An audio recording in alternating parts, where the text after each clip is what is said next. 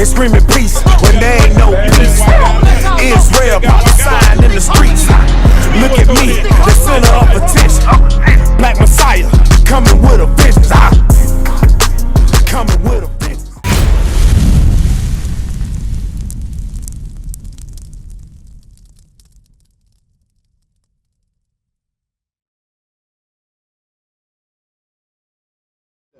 How you doing, big bro? You doing all right? Hey, man, the stuff that we going through right now is because the curses are upon God's people. So what should have been a highlight in your mind out of what I just said was on God's people. Because we are really God's people. And nobody else on the face of this earth is. The people right here on this side, the so-called African Americans, so-called Native American Indians, the so-called Hispanics. We are God's chosen people. That's right. That's why we're going through what we're going through in our neighborhoods. But it's a thing I wanted her to hear, but I'm glad you stopped so you can hear this too. Read what you got. The book of Deuteronomy, chapter 28, verse 47. Because thou servest not the Lord thy God with joyfulness and with gladness of heart. Because the history in the Bible is that the Israelites, God's chosen people, went away from God's laws. So that's a testament of them not serving him with joyfulness, meaning they didn't do what he said in happiness. They went away from what he said and started doing as the heathen do. Right. The heathens are people who are not Israelites. We start doing like them and having joy in doing the things that they do. Read. For the abundance of all things, therefore shalt thou serve thine enemies. See that, sister? Therefore you shall serve your enemies. That's why you're working for them. And they hella hard on you. They ask for stuff that seems like slavery from you. You know what I'm saying? So the Bible says we should serve our enemies, not our friends. We got real enemies on the face of this earth. If God said it, it's true. So we're not your enemies. Your brothers that look like you, that's wearing different colors and throwing up gang signs, those not your enemies. According to God, those are your real brothers. And when the scripture says we should love thy neighbor, it's talking about them. It's not talking about a white man that stay next door to you or a Chinese man that stay next door to you. Your brethren, your neighbor are the children of thy people. That's who it is. Read what you got. Therefore shalt thou serve thine enemies, which the Lord shall send against thee in hunger. So you should serve him in hunger. You got to go to the store. Okay, so most times what we do is we go to the store and we go buy food, right? Who supplies the stores with these food, with the food that we buy? The meat market, who owns those? The white man. The white man. They own it, you know? They own these slaughterhouses. They cook the meat up, they ship them and pack them and ship them and send them to the stores. They own it. God called them our enemies. Now, we got a real enemy. What should we be doing? If God calls somebody our enemy, what should we be doing? Making peace with our enemy? So, not really. You can pray about it, but the peace ain't gonna happen. You shouldn't be praying about the peace.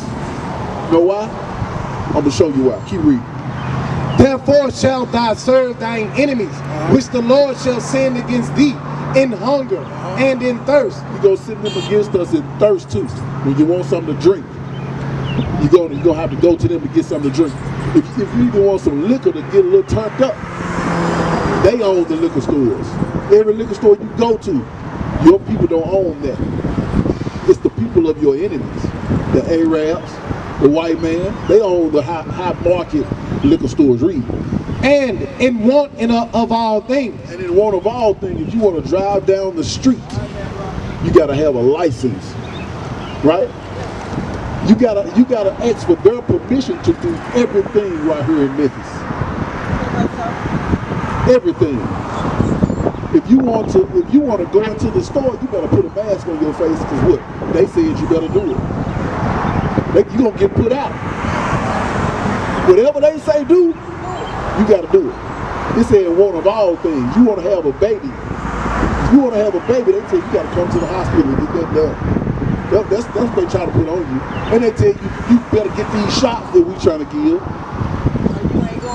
Or you ain't going nowhere. They try to put those things on you. Especially when they feel like you don't know. Alright? So watch this. Give me Baruch chapter 3. Baruch chapter 3, because all this stuff is slavery. These are forms of slavery. That's what the Bible's going over. We are still in slavery to this day. And some people going for it. But guess the only reason, the only way that you can get out of this and not go for it is to keep God's commandments. Because that's going to bring us a certain salvation out of it through Jesus Christ. Watch this. The book of Baruch chapter 3 and verse 21. Read that. The book of Baruch chapter 3 verse 21. Nor understand the past thereof, nor laid hold of it. Their children were far off from the... 4. I'm sorry, 4. Watch this. The book of Baruch chapter 4 verse 21. Be of good cheer, O my children. Cry unto the Lord, and he shall deliver you from the power and hand of the enemies. He shall do what? And he shall deliver you from the power and hand of the enemies. There's no way we can deliver ourselves. God's going to have to do that deliverance. You see what I'm saying? It said he shall deliver us from the power of our enemies. The same people we go to for water, for food, for clothes, he's going to deliver us. Jump down to verse 24. 24. Like as now the neighbors of Zion have seen your captivity. So all these nations done seen our captivity. Every last one of them. The Chinese man, they done seen our captivity. They took us through captivity. The Arab man, they done seen us in captivity. They took us through captivity. The white man done seen us in captivity and done took us through captivity. It's still under the hand of them. Read. So shall they see shortly your salvation. Those same people are going to see our salvation, sister. Those same enemies are going to see our salvation. Read. From our God. From our God. Because he's going to deliver us. Read. Which shall come upon you with great glory and brightness of the everlasting. My children, suffer patiently the wrath that is come upon you. So it says, suffer patiently the wrath that's come upon us. We know you're going through a lot, but suffer patiently those things. But in that, you got to be keeping the commandments of God. To be able to be delivered out of that, you got to be keeping the commandments of God. That's why Christ came. So that we wouldn't have to sacrifice anymore and depend on blood of an animal to do it. Christ came to bring his own body so that we'll have that repentance. And he'll give us, he's going to bring us that real salvation that's promised to us. Watch this, because there's a lot of things you'll know. Give me Corinthians chapter 11. Because right now, sister, you're halfway in order. But that's what the soldier was doing. He was trying to give you some commandments to bring you back so that you can start to receive the benefits and the blessings that the Most High God got in store for us. Okay, read what you got. The book of 1 Corinthians chapter 11 verse 1. Be ye followers of me, even as I also am of Christ. And listen up, sis. Now I praise you, brethren, that you remember me in all things, and keep the ordinance as I delivered them to you. So Paul said, keep the ordinance as I done delivered them to you. Read verse 4. Verse 4. Every man praying or prophesying, having his head covered. So sisters, talking about the men right now. It said every man that's praying or prophesying. We're not out here praying, but we are out here prophesying. This is prophecy right here. Read. Every man praying or prophesying, having his head covered. So the Bible is telling the man something about his head. The Bible says every man that has his head covered while you're prophesying like we're doing, dishonoreth his head. So if my head was covered, if I had a hat on, I'll be dishonoring Christ. Because Christ is our head. If you look at these brothers, neither one of these brothers have their head covered. Okay? Read. But every woman that prayeth or prophesied. But the woman that is praying or prophesying, and you're in the midst of prophecy, the same thing. You're standing there and you're agreeing and you're conversing about the prophecies. Read. with her head uncovered, dishonoreth her head. So you're not in violation of that because your head is covered while the scripture's coming out. That's so right. you're in order that way. Okay, give me 1 Timothy 2:9. These are the things that we have to do as a people. We have to bring you the understanding of where we need to be and what we need to be doing as a people so that we can get the glory that I just read about in the book of Ruth. The book of 1 Timothy chapter 2 verse 9. In like manner also, that women adorn themselves in modest apparel. So women should be adorning themselves in modest apparel. Read. With shamefastness. Shamefacedness, meaning not being all up in the people's face. You're shamefaced. You know, Chinese women, when you walk by, or most movies, because in America they're not all the way like that. When you watch the movies and everything where they have civilizations going on, the women walk up there and immediately, bow their head. That's a form of shamefacedness. Read. With shamefastness and sobriety. And sobriety, not being on liquor all the time. Being sober. Read. Not with braided hair. So when it said not with braided hair, it's not telling you that you can't braid your hair. It's saying these things should not be the highlight of your life. Read. Or gold, or pearls, or costly array. But which becometh women professing godliness. So it said at the beginning, read at the beginning, 2:9 again. 2:9. In like manner also, that women adorn themselves in modest apparel. So it said with modest apparel. That was the beginning of their statement. A woman has to adorn herself in modest apparel. Give me pants. Because what's happening is our people has got out of what is really modest. Our women and our men have got out of what is really the dress code of God. There is a dress code that our people are supposed to have. So real modesty looks a certain way. When you see a princess, everybody declares that she's modest right off top. Why? Because when she steps in, everybody see her with a nice gown on, looking glorious, right? So let's see what God said is modest apparel for a woman. The book of Deuteronomy chapter 22 verse 5. The woman shall not wear that which pertaineth unto a man. Read on. Neither shall a man put on a woman's garment. So a man should put on a woman's garment. What is a woman's garment? Feminine? Yeah.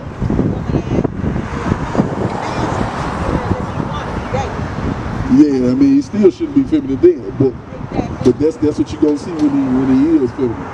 So, read it again about the man. Neither shall a man put on a woman's garment, for all that do so are an abomination unto the Lord thy God. So it said all that do so, all that, if a man or a woman cross dresses, it's an abomination. It's an abomination. They're gonna burn, right? So when you go to the restroom and you walk in any store, when you walk up to the restroom, when you're looking at the sign, the man sign has on pants, right? The woman sign, what does she have on a dress? Read it again from the top. The woman shall not wear that which pertaineth unto a man. That was established way back thousands of years ago, that a woman should have on a dress. So I know that your grandmother more than likely wore dresses every day of her life. You know why? Because that was a thing. Pants are something new. Pants is a new thing on the earth that women wear outwardly. There was a time when women would get shunned at wearing pants. It was a disrespect to society for a woman to wear pants in public.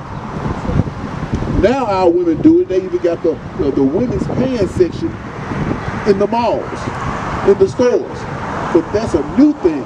Why? Because evil has multiplied on the face of the earth.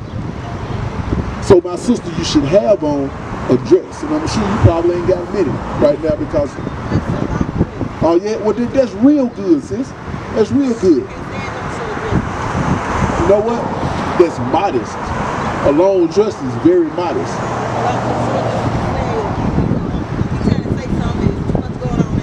Yeah, the same thing with pants. Because when you got on pants, a man can see your curves. Your curves are... Well, pants regardless. When you got on a set of pants, it has a seam all the way up the middle to your crotch. So from the back, a man can see your shape. It's too much. All of that's supposed to be for your husband at home. You see what I'm saying? So these things we got to learn, because when you pray to God, you want to be heard. Don't you want to be heard when you pray to God? Exactly. So watch this. Romans chapter 9:31. Romans chapter 9 verse 31. I've said that for a reason. That you want to be heard when you pray to God. Everybody wants their prayers answered. There's nobody that sends their prayers to the Most High God that does not want their prayers answered. John 9:31, this is what it is. Yep, that's all what it is. Listen to this scripture while you walk off, sister. Okay. Because see, this is why I say you want your prayers to be heard. Our people are living in sin and don't even know it. Don't even know it. But the thing about it is, we've been taught what sin out of these Christian churches and have not been taught what sin is out the Bible. Watch this. The book of John, chapter 9, verse 31. Now we know that God heareth not sinners. God don't do what? Heareth not sinners. He said, the Bible said God don't hear sinners. So everybody that's living in sin and saying, man, at night I sit down and I pray. Then in the morning I wake up and I pray. The Bible said God don't even hear you. We used to scream black power while heroin was pushed. But at the end of the day, nothing's in vain. IUIC has been given a vision. The tents of Judah has risen. Many has attempted the mission. Minor murmuring, omitting, and missing the mark. Just reading that he had the flame of fire in his eyes gave us the spark. We on Paul's mission. We out on the road, purple and gold. From Mexico, Cuba, Haiti, Ghana, Sierra Leone. 144,000 boots banging, concrete crackling. These are how men repented at heart. The scriptures is proof.